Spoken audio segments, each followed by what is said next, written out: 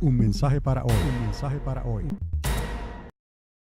A Dios. Y entonces si tú tienes un propósito de corazón que sea permanecer fiel al Señor, tu testimonio va a estar bien. Dios te va a llenar con su Santo Espíritu y va a aumentar tu medida de fe. Y esto es lo que Bernabé pudo observar en aquellos nuevos creyentes en Antioquía, en aquellos que tuvieron que romper el molde unos para poder llegar a ellos porque eran griegos. Entonces dice aquí en el verso 24, porque Bernabé era varón bueno. En otras palabras, tenía buen ¿qué? Testimonio. He ahí los 3 puntos que les di. Bernabé tenía buen testimonio, era lleno del Espíritu Santo y era lleno de fe. Eso es todo lo que Dios necesita. No tratemos de abarcar el cielo con la tierra. No tratemos, ¿no? Vamos a confiar en Dios, vamos a ser fieles en lo poquito. Pero sé fiel tú con tu testimonio, sé fiel tú en lo que tú hagas, en lo que tú hables, en lo que tú representas. Sé fiel en tu hogar, sé fiel en tu matrimonio, sé fiel con tus hijos. No cedas, porque yo sé que la presión es mucha. Si cuando yo criaba, como decimos por ahí, la presión era grande, ¿cuánto más ahora? Si cuando yo me criaba, la presión era grande para mis padres, ¿cuánto más ahora en esta tercera generación pudiéramos decir que estamos viviendo? Va a haber una presión ahí en el hogar, va a haber una presión ahí en los hijos, y ellos están creciendo y ellos necesitan, en realidad, aunque no lo reconozcan, necesitan saber que papá o mamá o los dos están firmes en el Señor. Que a pesar de los problemas de finanzas o los problemas del trabajo o los problemas de salud, ellos están firmes, que no van a dejarse doblegar por la presión que el enemigo de las almas puede ejercer sobre ellos, utilizando el mundo o utilizando aún sus propios cuerpos. Entonces, si los padres se mantienen firmes, dice la palabra que Dios es justo. Dios ve tu sacrificio, Dios ve tu posición, tu firmeza.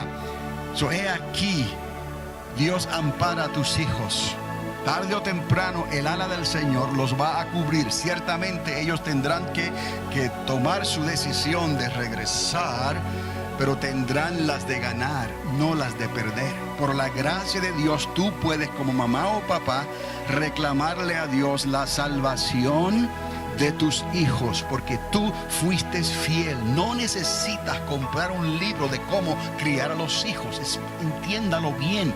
No necesita en realidad que alguien te diga y te enseñe cómo criar tus hijos. Tú, por la guianza del Espíritu Santo, si tú lees la palabra, si tú temes a Dios, si tú guardas tu testimonio, ya tú tienes el camino ganado en Cristo Jesús, y por el Espíritu Santo tus hijos y tus hijas serán salvos. Hay que creer esto, hay que declararlo. Entonces tápale la boca al diablo. ¿Ves? Porque el diablo va a estar buscando cualquier oportunidad, y estos que juzgan mal y estos que tienen apariencia de piedad, esos son los primeros que van a caer y van a ser presa del enemigo, porque el diablo ya tiene la mira puesta en ellos. Número 1, porque le hicieron daño a Dios, hablando de la obra de Dios, y número 2, porque hicieron algo que ellos saben muy bien no les gusta que le hagan a ellos. En esas 2 cosas nada más, ya el diablo tiene las de ganar ahí.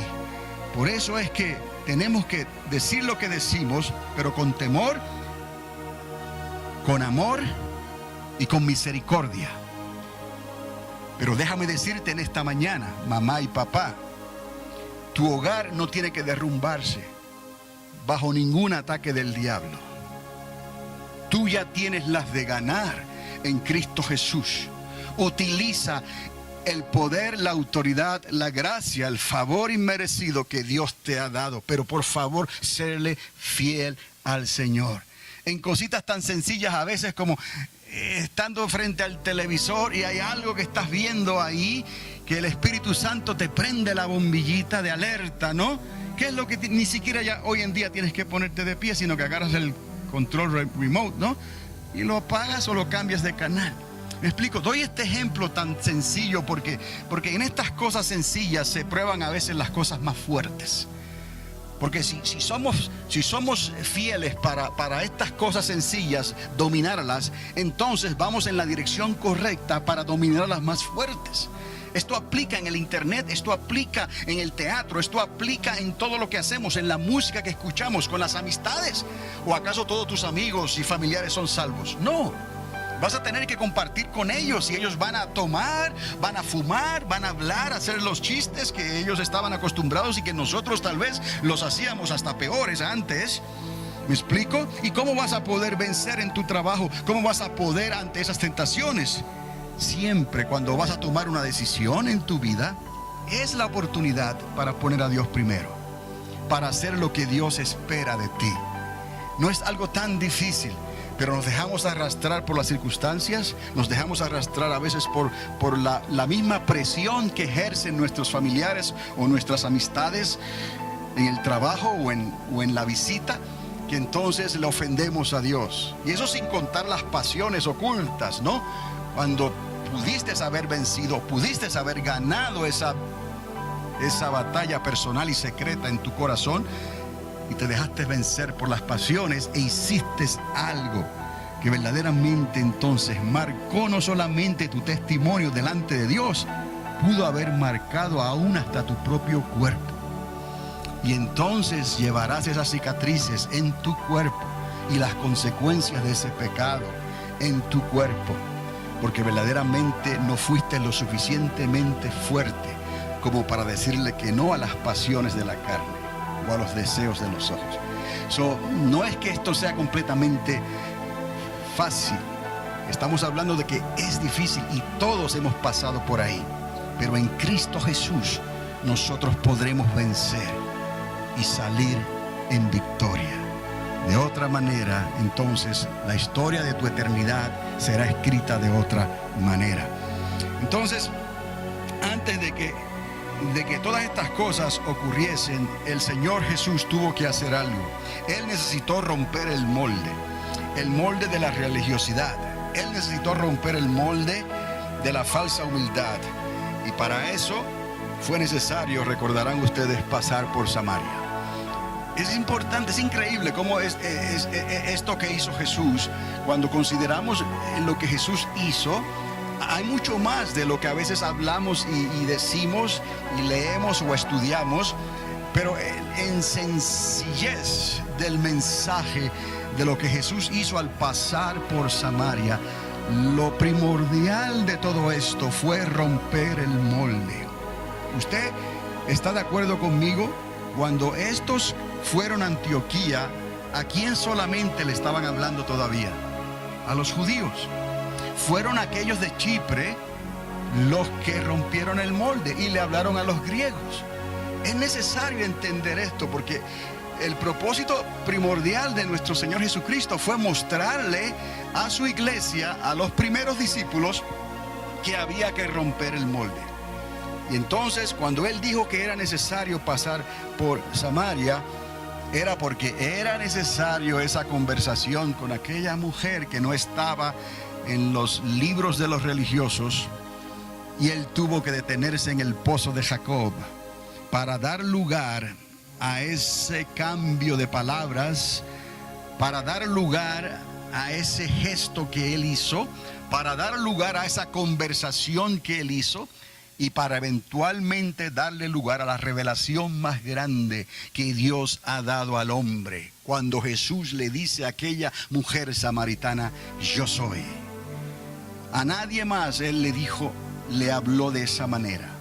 Jesús fue y rompió el molde. La prueba está que sus propios discípulos, Pedro, Juan, los que estaban con Él, se asombraron de tal manera que ni siquiera se atrevieron a preguntarle y decirle: hello, ¿qué estás haciendo? Pero créame, después cuando estaban solos hablando allá, de seguro que hablarían de eso.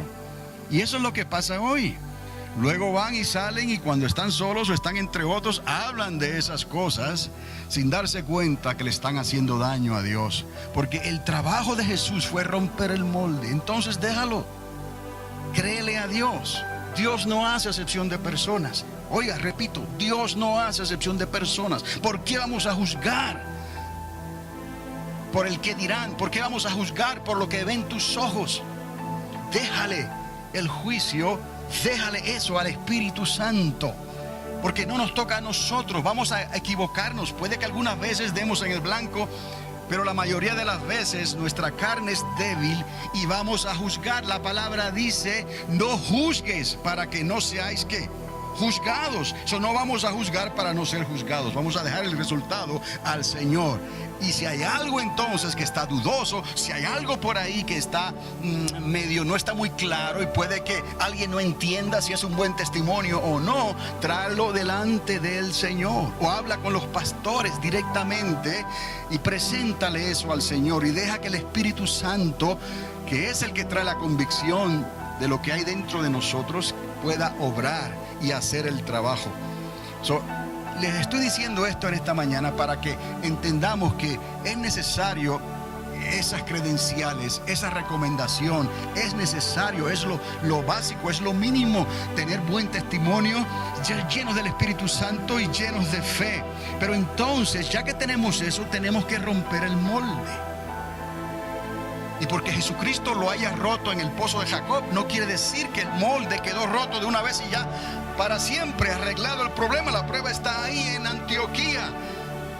Y luego, si me da tiempo, llego al Hechos capítulo 1:8 nada más. Usted conoce este versículo. El patrón era no solamente Jerusalén, era pasar por Judea, Samaria y entonces hasta los confines de la tierra. Ahí estamos en lo que entonces se llamaba más allá de Samaria. Estamos en Antioquía, pero vemos que el molde todavía tenía que ser roto. Vean la importancia. ¿Por qué es tan importante esto? Porque esto es una naturaleza humana, somos así. Es comportamiento aprendido y se nos hace difícil sacudirnos esas cosas. Y juzgamos, se nos hace fácil juzgar. Hasta nuestros propios padres a veces los juzgamos, ¿no? Y tenemos que aprender a honrarlos, no importa. Es como aquí en la iglesia hablamos, honramos a los pastores y yo sé que no son humanos y cometen errores, ¿no? Pero déjale el resultado al Señor. Honre a sus pastores. Pues lo mismo pasa con tus padres. Ellos no son perfectos, tu papá o tu mamá. Hónralo. No son perfectos, pero si no hubiera sido por ellos, Nacarire del Oriente, no te vistas que no vas, porque no hubieras nacido. Y ese Moisés que dedicaron un día para ti no hubiera sido necesario. ¿Me explico? Entonces tenemos que pensar de esta manera, con los pies sobre la tierra y reconociendo que estamos expuestos a la debilidad, al pecado, a juzgar, a hablar cosas que no debemos hablar. A veces hablamos muy rápido y después que decimos las cosas ya no las podemos echar para atrás. Y ay, bendito decimos, ¿no? Como dicen por allá en otros países, ¿no? Y no sé, el asunto es que somos lo que somos, crea, y no pretenda ser perfecto, no pretenda ser perfecta. Primero acéptate tú en tu debilidad, en tu problema. Luego honra a Dios, honra a tus padres, honra a tu prójimo. Si hacemos esto, entonces el Espíritu Santo podrá hacer la obra que Él quiere. Y quizás de ahí es tan importante eso, ¿no? Que no lo dijimos esta mañana, pero en realidad estos primeros discípulos consideraron todas sus propiedades, consideraron todos sus bienes materiales, salieron de esas cosas y los trajeron a los pies de los apóstoles.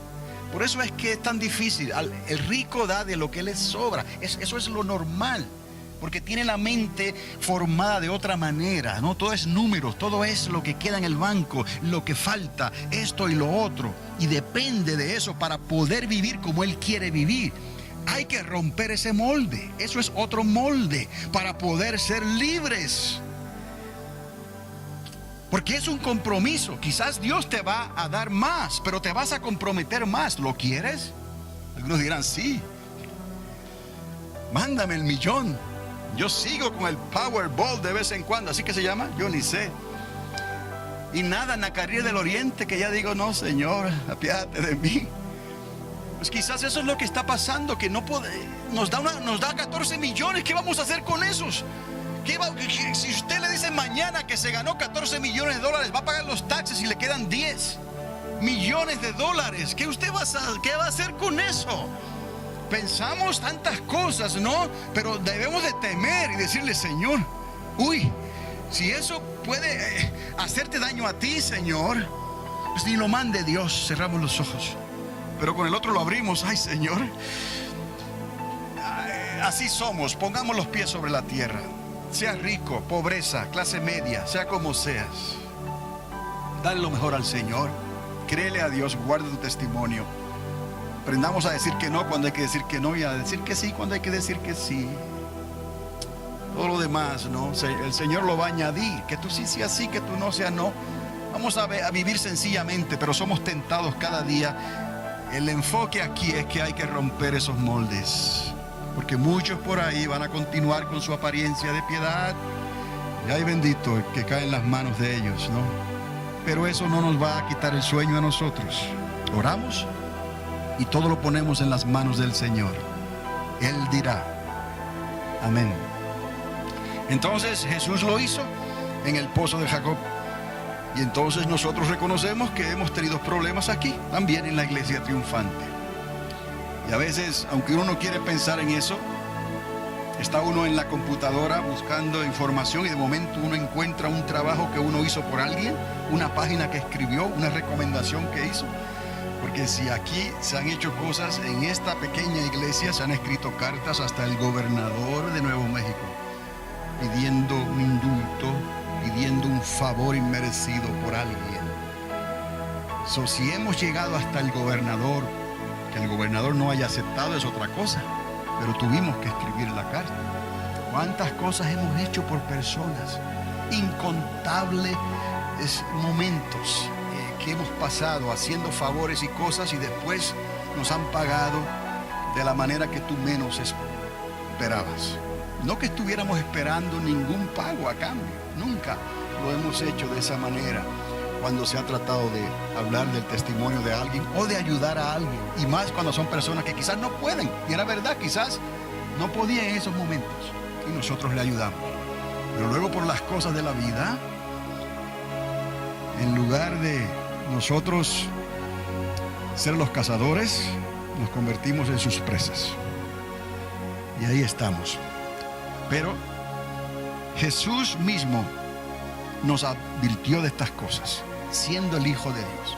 Y luego los discípulos, luego los apóstoles, cada uno de ellos, hasta que llegaron a decir, nos han dejado solos. Así es la vida, así es. Mientras no se meta en la política, de ahí Dios te puede sacar. De acá, de la política, no es garantizado. Aleluya. Entonces, recuerde siempre que siempre hablarán los que menos pueden. Y recordemos, usted está trabajando ¿para quién?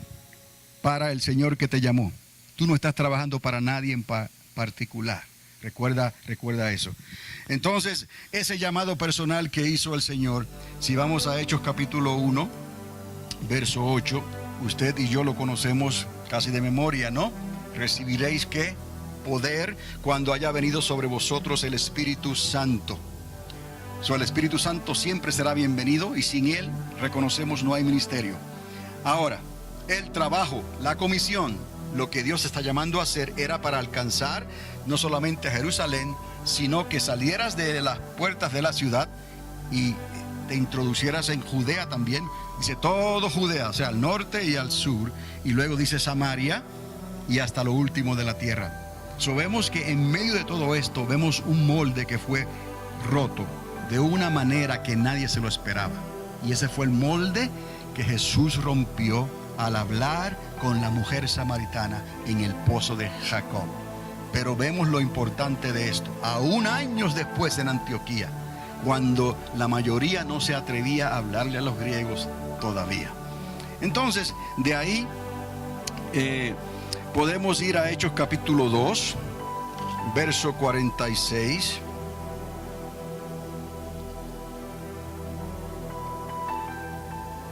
Para que este trabajo funcione, ellos necesitaban depender del Espíritu Santo. Sabemos que la historia confirma que las cosas cambiaron, ¿no? El Señor no vino en aquellos días. Ellos esperaban que Él viniera, y eso ayudó a esa actitud que ellos tenían también. Pero recuerde, mire esto, perseveraban que unánimes, en un mismo sentir, cada día. ¿Dónde? En el templo. Quiere decir que estaban en Jerusalén todavía. ¿Me explico? Partiendo el pan en las casas, comían juntos con alegría y sencillez de corazón. Y el verso 47 dice, alabando a Dios y teniendo el favor de ¿quién? De todo el pueblo. Y el Señor añadía cada día a la iglesia los que habían de ser salvos. Esta es la fórmula que Dios estableció. Él es el que añade. Recuerde, uno puede sembrar, otro puede regar, pero el crecimiento lo da Dios. A veces, humanamente hablando, nos preocupamos si no hay crecimiento y queremos responsabilizarnos nosotros de ese crecimiento que Dios sí ha puesto en nuestras manos, esa labor para sembrar y para regar, pero que no se nos olvide, por amor a Dios, que el crecimiento que es de Dios, la semilla que es de Dios, la da Él, lo da Él. Cuidado que no trates, por estar tratando de hacer esa parte de una manera de tanta prioridad, no vayas a traer cizaña entonces. Y estamos trayendo cizañas entre el poco bueno trigo que queda, y esa cizaña nos va a traer más problemas y más dolores de cabeza más adelante. No estoy diciendo esto tiene que ver con el evangelismo. El evangelismo es nuestra responsabilidad. El evangelismo es la gran comisión para la iglesia, y sabemos que hay una gran cosecha que se avecina y hay una pesca milagrosa que tiene que ocurrir y que tenemos que trabajar mientras el día dure en esto, pero que no nos salgamos del enfoque de Dios, que lo que estamos haciendo es sembrando, estamos regando, y el crecimiento lo tiene que dar Dios, porque todo crecimiento que dé Dios es con un propósito, porque Dios pesa los corazones. Entonces el Espíritu Santo sabe trabajar con esas personas que Él mismo está trayendo, porque Él los añadió a la iglesia para que fuesen. Un mensaje para hoy. Un mensaje para hoy.